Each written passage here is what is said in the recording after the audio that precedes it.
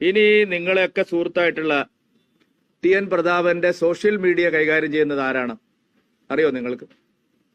ദില്ലിയിൽ ഇരുന്നു കൊണ്ട് ടി എൻ പ്രതാപന്റെ സോഷ്യൽ മീഡിയ മുഴുവൻ, ഈ നെറേറ്റീവ് മുഴുവൻ അദ്ദേഹം ഉണ്ടാക്കുന്നതിന്റെ പിന്നിൽ ആരാണ്?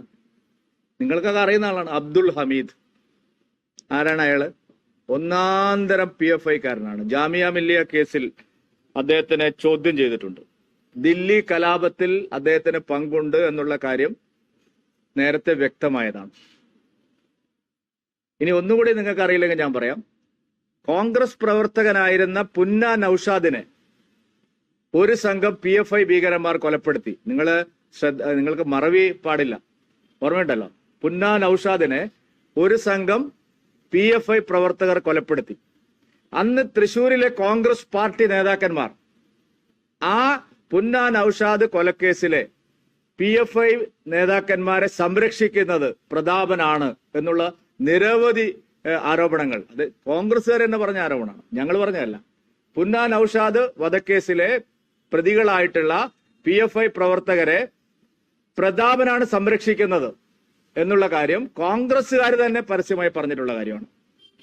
കോൺഗ്രസ് നേതാവ് പ്രതാപനോട് നിങ്ങൾ ചോദിക്കണം, ആരാണ് ഈ പറയുന്ന അബ്ദുൾ ഹമീദ് എന്ന്.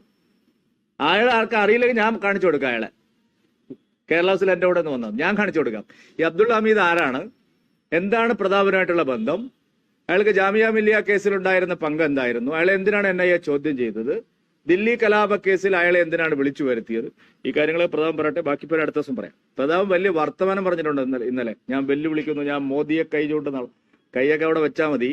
പ്രതാപൻ അവിടെ പച്ചയായ വർഗീയത, ഭീകരവാദികളെ തോളിലിട്ടാണ് നടക്കുന്നത്. അതിന്റെ കൂടുതൽ വിവരങ്ങൾ എന്നെ കൊണ്ട് ഇപ്പൊ പറയിപ്പിക്കേണ്ട. ഇനിയും പ്രതാപൻ ഭീഷണിയായിട്ട് വന്നാൽ, വലിയ വർത്താനം പറഞ്ഞു വന്നാൽ, ബാക്കി കാര്യങ്ങൾ ഫോട്ടോ സഹിതം പ്രതാപന്റെ PFI ബന്ധത്തിന്റെ ഫോട്ടോ തെളിവുകളടക്കം ഞങ്ങൾക്ക് പുറത്തുവിടേണ്ടി വരും.